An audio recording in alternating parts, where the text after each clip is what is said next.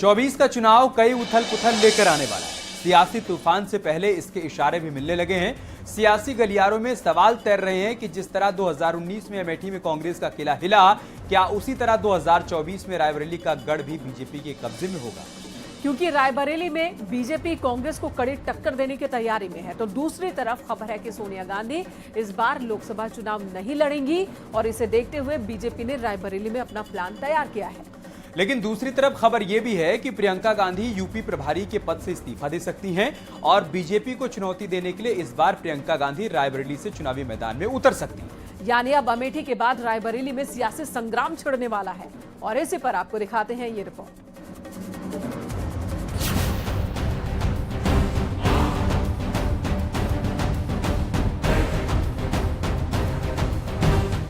उत्तर प्रदेश में कांग्रेस के आखिरी दुर्ग को ध्वस्त करने की तैयारी है। कांग्रेस की एकमात्र बची सीट पर भगवा लहराने की बारी है और उस इतिहास को खत्म करने की जिम्मेदारी है जो अब तय हो चुकी है। पहले अमेठी में राहुल गांधी को मात और अब सोनिया गांधी की सीट पर सेंधमारी की तैयारी, जिसकी भनक कांग्रेस को लग चुकी है और माना जा रहा है कि रायबरेली में इस बार सोनिया गांधी नहीं बल्कि प्रियंका गांधी मोर्चा संभाल सकती हैं। वहीं दूसरी ओर इस बार खुद प्रियंका गांधी उत्तर प्रदेश से लोकसभा चुनाव लड़ सकती हैं। सूत्रों की माने तो प्रियंका गांधी अपनी मां सोनिया गांधी के संसदीय क्षेत्र रायबरेली से चुनाव लड़ सकती हैं और इस बार सोनिया गांधी स्वास्थ्य कारणों से चुनाव न लड़कर राज्यसभा के जरिए देश की संसद में जा सकती हैं। कांग्रेस की स्टार प्रचारक प्रियंका गांधी उत्तर प्रदेश से लोकसभा के सियासी संग्राम में उतर सकती हैं, जबकि कांग्रेस की पूर्व राष्ट्रीय अध्यक्ष सोनिया गांधी के रायबरेली से चुनाव लड़ने की संभावना अभी खत्म नहीं हुई है। प्रदेश कांग्रेस कमेटी रायबरेली और अमेठी में पूरी तल्लीनता से जुट गई है। गांधी परिवार के लिए और भी संभावित सीटों पर गुणा गणित शुरू हो चुका है। उत्तर प्रदेश के अगर सामान्य कार्यकर्ताओं के मन की बात आप जानना चाहेंगे तो इसमें कोई दो राय नहीं कि प्रियंका जी बहुत लोकप्रिय हैं, पूरे देश में बहुत लोकप्रिय है, लेकिन उत्तर प्रदेश उनको अपनी बेटी और अपनी बहू दोनों मानता है, क्योंकि उनकी ससुराल भी है उत्तर प्रदेश में ही एक तरह से। तो वो चाहता है कि वो उत्तर प्रदेश में सक्रिय राजनीति में भागीदारी कर लें। अमेठी, रायबरेली और उसके आसपास के जो जनपद हैं और भी कई जगहों से। बीजेपी के लिए रायबरेली का किला सिर्फ एक कदम की दूरी पर है, लेकिन इस कदम को रोकने के लिए प्रियंका गांधी खुद मोर्चे पर आने की तैयारी में हैं। संभावना है कि सोनिया गांधी लोकसभा चुनाव नहीं लड़ेंगी। चुनाव नहीं लड़ने की वजह खराब स्वास्थ्य बताया जा रहा है। राज्यसभा जा सकती हैं सोनिया गांधी, सूत्रों के हवाले से ये खबर है। रायबरेली से प्रियंका गांधी चुनाव लड़ सकती हैं। यानी गांधी परिवार उत्तर प्रदेश में आखिरी बची सीट पर कब्जा बचाए रखने के लिए हर संभव कोशिश कर रहा है, जिससे अमेठी पार्ट 2 दोहराया ना जा सके, क्योंकि राहुल गांधी पिछले चुनाव में अमेठी सिर्फ बचा नहीं सके थे। अगर सोनिया गांधी की जीत का रिकॉर्ड देखें, 1999 में अमेठी सीट से पहली बार चुनाव जीती। 2004 में राहुल गांधी के लिए अपनी सीट छोड़ दिया। सोनिया ने रायबरेली से चुनाव लड़ा और जीत गई। सोनिया गांधी को लगातार 5 बार जीत मिली, लेकिन 2024 के चुनाव में एक बार फिर से जीत का रिकॉर्ड बनाने के लिए सोनिया गांधी को काफी संघर्ष करना पड़ेगा। और अगर खबर के मुताबिक सोनिया गांधी चुनाव नहीं लड़ती हैं, तो फिर इस सीट पर कब्जे के लिए प्रियंका गांधी को संघर्ष करना पड़ेगा, क्योंकि हाल तक इन दोनों सीटों को गांधी नेहरू परिवार के गढ़ के रूप में देखा जाता रहा। लेकिन परिवार का एकाधिकार तब टूटा जब 2019 में राहुल गांधी को अमेठी से केंद्रीय मंत्री स्मृति ईरानी के हाथों शर्मनाक हार का सामना करना पड़ा। और कुछ ऐसी ही रणनीति एक बार फिर बीजेपी तैयार कर रही है, जिससे बचने के लिए अब गांधी परिवार को नई रणनीति बनानी पड़ेगी। न्यूज़ 18 के लिए लखनऊ से राजीव सिंह की रिपोर्ट।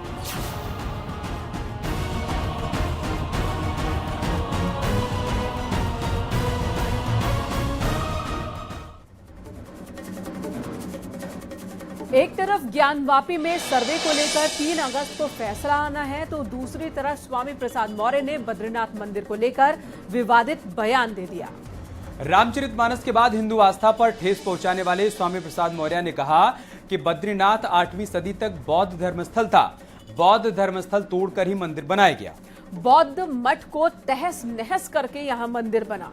गड़े मुर्दे उखाड़ेंगे तो विवाद का अंत नहीं होगा, ये भी कहा स्वामी प्रसाद मौर्य ने। इसके अलावा स्वामी प्रसाद मौर्य ने कहा कि ज्ञानवापी का सर्वे अगर होगा तो मंदिरों का भी सर्वे होना चाहिए।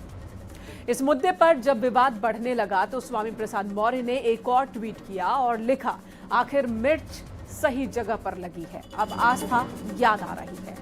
आगे उन्होंने लिखा कि क्या औरों की आस्था आस्था नहीं है, इसलिए तो हमने कहा था कि किसी की आस्था पर चोट न पहुंचे, इसलिए 15 अगस्त 1947 के दिन जिस भी धार्मिक स्थल की जो स्थिति थी उसे यथास्थिति मानकर किसी भी विवाद से बचा जा सकता है। अन्यथा ऐतिहासिक सच स्वीकार करने के लिए तैयार रहना चाहिए। 8वीं शताब्दी तक बद्रीनाथ बौद्ध मठ था, उसके बाद बद्रीनाथ धाम हिंदू तीर्थ स्थल बनाया गया और यही सच है। अब आपको रिपोर्ट दिखाते हैं कैसे विवादों के स्वामी ने एक बार फिर से नए विवाद को जन्म दिया।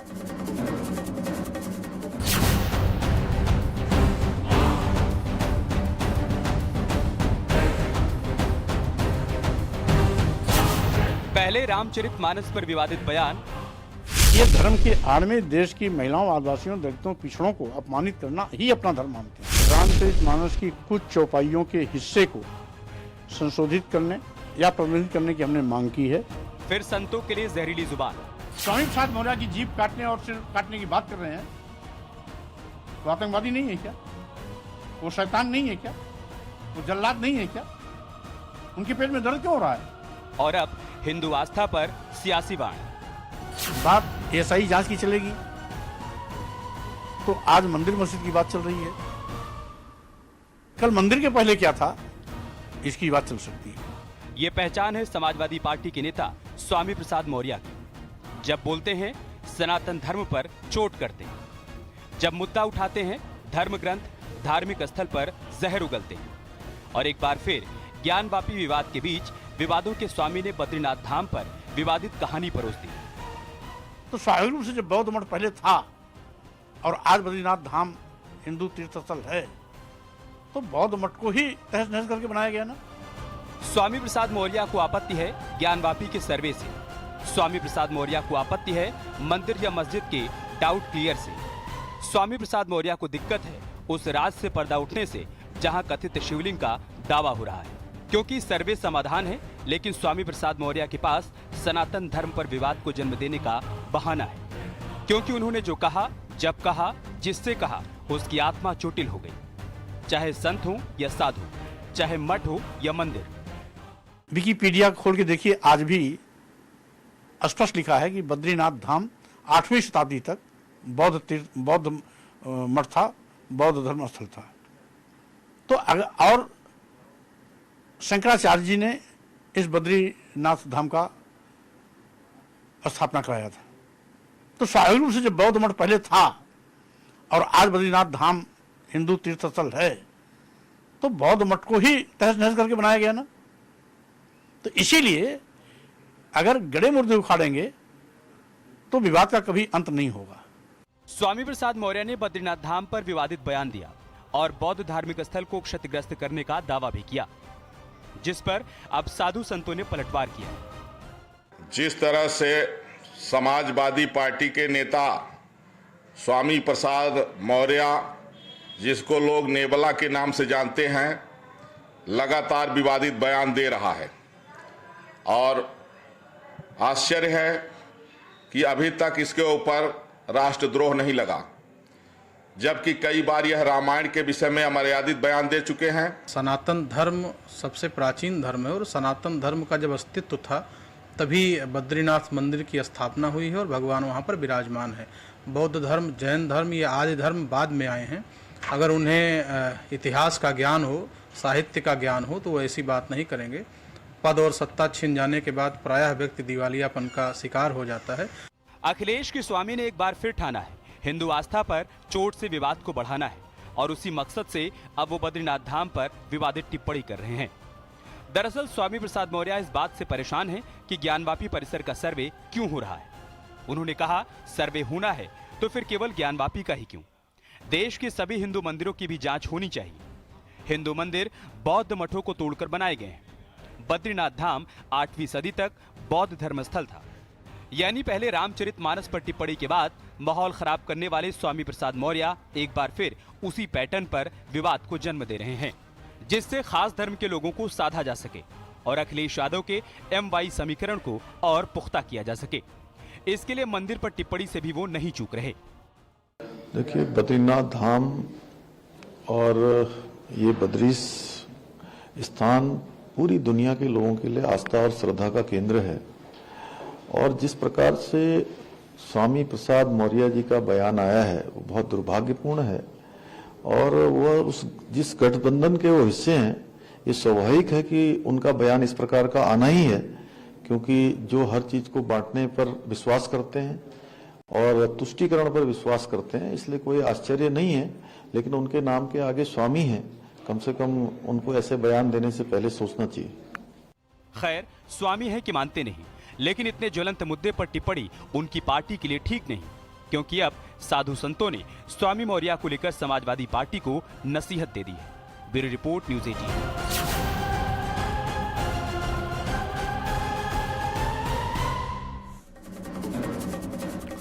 और अब बात करते हैं बीजेपी के मिशन 80 की, जिसे 2 दांव के जरिए बीजेपी फतेह करने की तैयारी में है। एक तरफ ग्राम पंचायत तक पहुंचने के लिए बीजेपी का माइक्रो प्लान तैयार है, तो दूसरी तरफ पश्चिम में जयंत के इनकार के बाद बीजेपी ने जाटों का तोड़ निकाल लिया है। सबसे पहले समझिए कि बीजेपी का माइक्रो प्लान है क्या। इस प्लान के तहत 8 लाख जनप्रतिनिधियों को बीजेपी ट्रेनिंग देने वाली है। ये ट्रेनिंग सभी मेयर, बीडीसी और प्रधानों को दी जानी है। 12 अगस्त को अयोध्या में मेगा ट्रेनिंग कार्यक्रम होगा और इसके 7 दिन बाद गोरखपुर में 19 अगस्त को प्रोग्राम रखा गया है, जिसमें सीएम से लेकर तमाम नेता शामिल होंगे। तो वहीं दूसरी तरफ पश्चिमी उत्तर प्रदेश में विपक्ष के ओबीसी चेहरों पर बीजेपी की खास नजर है। गैर जाट समीकरण तलाश रही बीजेपी में 31 जुलाई को फिर कई नेता शामिल होंगे और कहा जा रहा है कि बीजेपी ने पश्चिम यूपी में ओबीसी चेहरों की लिस्ट अपनी तैयार कर ली है। अब आपको रिपोर्ट दिखाते हैं कैसे बीजेपी माइक्रो प्लान और ओबीसी समीकरण से 24 फतेह की पूरी तैयारी कर चुकी है।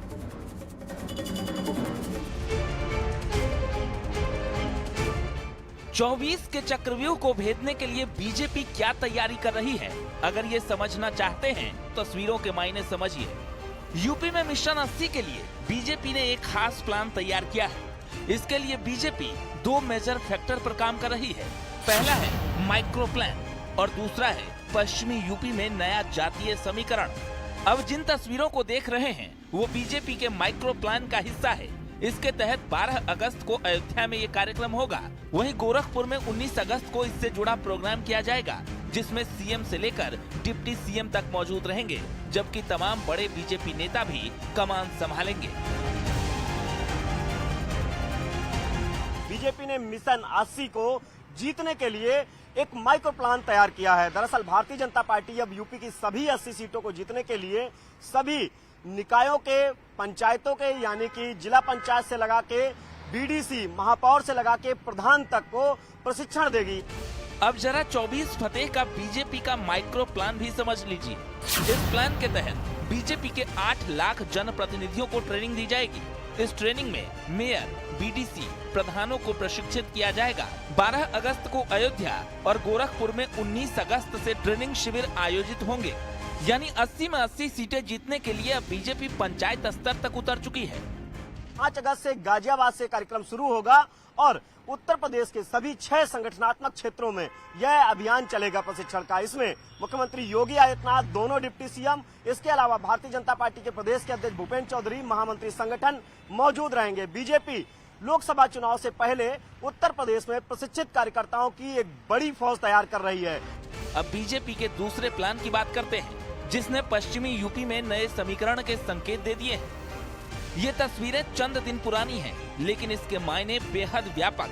राजनीतिक जानकार मानते हैं कि आरएलडी के साथ आने से इनकार के बाद बीजेपी नए समीकरण साध रही है और इसी के तहत राजपाल सैनी और साहिब सिंह सैनी को बीजेपी ज्वाइन करवाई गई। ये दोनों नेता सैनी समाज से आते हैं। बीजेपी को उम्मीद है कि सैनी समाज के आने से पश्चिम में जाटों का तोड़ मिल जाएगा। दरअसल पश्चिम में बीजेपी को 2 चेहरे बेहद परेशान कर रहे हैं। पहला चेहरा आरएलडी चीफ जयंत चौधरी का है और दूसरा चेहरा बीजेपी के ही पूर्व मंत्री रहे धर्मपाल सैनी। लेकिन ऐसा माना जा रहा है कि जिस तरह राजपाल सैनी आरएलडी से बीजेपी में आए हैं, उससे जयंत की कमी पूरी हो गई, जबकि धर्मपाल सैनी की कमी को साहब सिंह सैनी ने पूरा कर दिया। दरअसल पश्चिमी उत्तर प्रदेश में गैर जाट ओबीसी गोलबंदी बीजेपी के लिए जरूरी है। इसलिए बीजेपी पश्चिम में गैर जाट सभी ओबीसी नेताओं को अपनी तरफ जोड़ने की मुहिम शुरू कर दी है। इनमें सैनी बिरादरी सबसे अहम है, क्योंकि पश्चिमी यूपी में सैनी मतदाता सबसे अधिक हैं।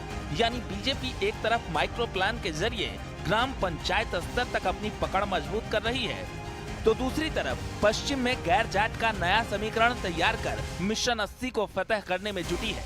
Bureau report, news 18।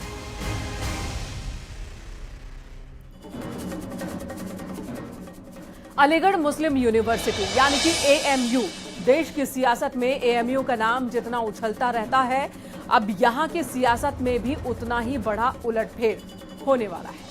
AMU की एक अहम संस्था है जिसे court of Aligarh Muslim university के नाम से जाना जाता है। इसमें 6 लोकसभा और 4 राज्यसभा सांसद होते हैं। लेकिन पहली बार ऐसा हुआ है कि इस ताकतवर संस्था पर बीजेपी सांसदों का कब्जा होगा। दरअसल AMU में 6 कोर्ट मेंबर के लिए चुनाव होना है। इस चुनाव में 6 में से 5 सीटों के लिए बीजेपी सांसदों ने नामांकन कर दिया है। 6ठी सीट के लिए BSP के एक सांसद ने नॉमिनेशन फाइल किया, यानी न SP और न कांग्रेस। अब बात इस संस्था की करें तो AMU में यही संस्था नई नीतियां बनाती है। इसके अलावा नए कुलपति के चयन में भी संस्था यानी कि इन सांसदों का रोल काफी अहम होता है। कोर्ट मेंबर की सलाह पर ही कुलपति के नामों का पैनल बनाया जाता है। साफ शब्दों में कहें तो यही कोर्ट मेंबर कुलपति चुनते हैं। अब AMU कोर्ट के 10 में से 5 कोर्ट मेंबर बीजेपी सांसद होंगे। इस बदलाव के लोग अपने अपने हिसाब से मायने भी निकाल रहे हैं। एक खबर ये भी है कि AMU का अगला कुलपति का नाम भी सबको चौंका देगा। इस रिपोर्ट के जरिए आपको पूरी खबर विस्तार से समझाते हैं।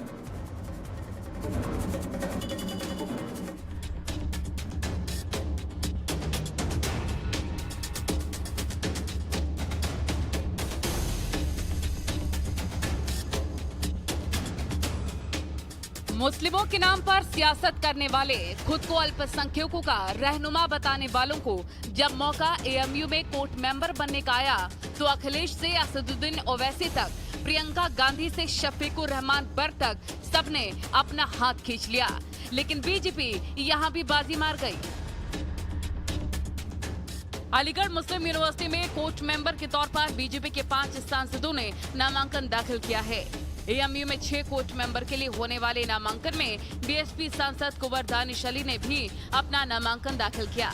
यानी आसान शब्दों में कहें तो इस प्रक्रिया के बाद AMU के कोर्ट मेंबर के तौर पर बीजेपी के सभी 5 सांसद चुन लिए जाएंगे। लेकिन चौंकाने वाली बात है, समाजवादी पार्टी और कांग्रेस समेत तमाम विपक्षी दलों की ओर से इन पदों पर नामांकन नहीं किया गया। कोर्ट के लिए लोकसभा के 6 सदस्यों के चुनाव की लिस्ट जारी हो चुकी है, जिसमें 6 सदस्यों की टीम में 5 भाजपा के और 1 बसपा के हैं, जिसमें भाजपा के सांसद सतीश गौतम, राजवीर सिंह, भोला सिंह और राजेंद्र अग्रवाल और महेश शर्मा है। वहीं बसपा के कुंवर दानिश अली को इस बार मौका मिला है। मुस्लिम समुदाय के मुद्दों पर खुलकर अपना पक्ष रखने वाले विपक्षी दलों की ओर से अलीगढ़ मुस्लिम यूनिवर्सिटी में कोर्ट मेंबर के तौर पर नामांकन दाखिल करने की कोशिश नजर नहीं आई। इतना ही नहीं, असदुद्दीन ओवैसी ने भी AMU के कोर्ट मेंबर के तौर पर नामांकन दाखिल करने में कोई उत्सुकता नहीं दिखाई। जबकि AIMIM के 2 सांसद हैं। ओवैसी और उनकी पार्टी की ओर से आमतौर पर मुस्लिम समुदाय के मुद्दों को पुरजोर तरीके से रखा जाता है। बावजूद इसके उनकी पार्टी ने इस पर ध्यान नहीं दिया। सारे सदस्य मुस्लिम भी रहे तो भी मुस्लिम भी इस देश के नागरिक हैं, निवासी हैं, जिम्मेदार हैं। सवाल ये है कि उसका चरित्र कैसा हो। मुस्लिम भी यदि सदस्य हों तो भी उनको इस बात की चिंता करनी चाहिए कि वो राष्ट्रीय संस्थान के नाते प्रतिष्ठित हो। ये मेरा कहना है। इसलिए ऐसा कुछ नहीं है। अब देखिए, वहां पर आरक्षण लागू नहीं होता है जो नियमानुसार होना चाहिए, चाहे वो अनुसूचित वर्ग का आरक्षण हो, पिछड़े वर्ग का आरक्षण हो। देखिए, भारतीय जनता पार्टी के पास आखिर मुद्दे ही क्या है कि AMU कोर्ट में आखिर किनका मनोनयन हुआ, कौन लोग हिंदू हैं, कौन लोग मुसलमान हैं, किसकी क्या जात है, कौन आदिवासी है, कौन दलित है। आज देश में जिस तरीके के हालात हैं, जिस तरीके से बंटवारे करके भारतीय जनता पार्टी राज करना चाहती है, लेकिन वो बेरोजगारी, महंगाई और किसान और मजदूर पर नहीं बोलना चाहती। अलीगढ़ मुस्लिम यूनिवर्सिटी में 6 कोर्ट मेंबर के पदों में से बीजेपी की ओर से 5 सांसदों ने नामांकन दाखिल किए हैं। इनमें राजेंद्र अग्रवाल, सतीश कुमार गौतम, महेश शर्मा, भोला सिंह और राजवीर सिंह के नाम शामिल हैं। वहीं BSP की ओर से मेंबर बनने के लिए कुंवर दानिश अली ने नामांकन भरा है। अलीगढ़ यूनिवर्सिटी विवादों के लिए मशहूर है। जब भी छात्रों के नाम पर मुद्दा गरमाता है, तमाम सियासतदान अपनी रोटी सेकने के लिए खुले मंच से ऐलान कर देते हैं। लेकिन जब बात उन छात्रों के भविष्य की होती है, तब वही नेता पीछे हट जाते हैं और इस बार भी कुछ ऐसा ही हुआ। एएमयू कोर्ट अलीगढ़ मुस्लिम यूनिवर्सिटी के प्रशासन को लेकर सबसे महत्वपूर्ण संस्थान है। ये संस्था अलीगढ़ मुस्लिम विश्वविद्यालय में परिवर्तन और नीतियां बनाने में महत्वपूर्ण भूमिका निभाती है। इस संस्था में 10 सदस्य होते हैं, जिसमें से 6 लोकसभा, 4 राज्यसभा के सांसद होते हैं। यही संस्था अलीगढ़ मुस्लिम विश्वविद्यालय की कार्यकारिणी का चुनाव करती है और नए कुलपति के चयन के लिए जो पैनल बनता है, इसी संस्था की सलाह पर पैनल के लिए नाम भी विजिटर के सामने पेश किए जाते हैं। यानी ज्यादातर एएमयू के कुलपति खास धर्म के होते रहे हैं, लेकिन इस बार कुलपति के चयन में बीजेपी के सांसद महत्वपूर्ण भूमिका निभा रहे हैं और संभावना है कि खास धर्म वाले कुलपति का पैटर्न अगली बार खत्म हो सकता है। Bureau report, news 18।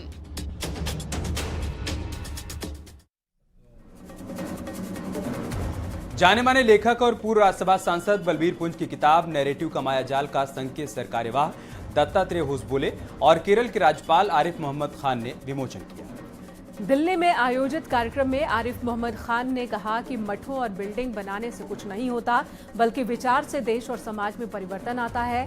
वहीं दत्तात्रेय होसबोले ने कहा कि गलत नैरेटिव की वजह से ही आज भी लोग मानसिक गुलामी से बाहर नहीं निकल पा रहे। लेखक बलबीर पुंज ने कहा कि देश की ज्यादातर समस्याओं की जड़ नैरेटिव के दूषित होने की वजह में ही छिपी हुई है।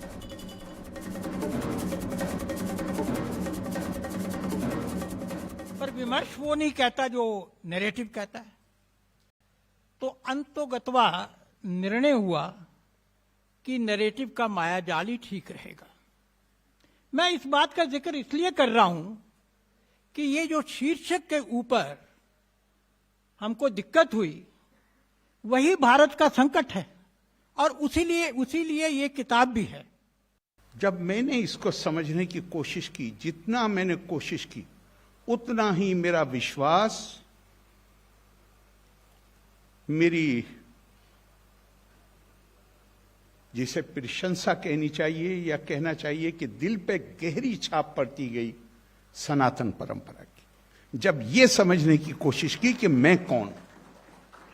भारत को समझना है तो संस्कृत को समझना चाहिए, लेकिन संस्कृत को समझते नहीं है, संस्कृत अध्ययन नहीं करेंगे।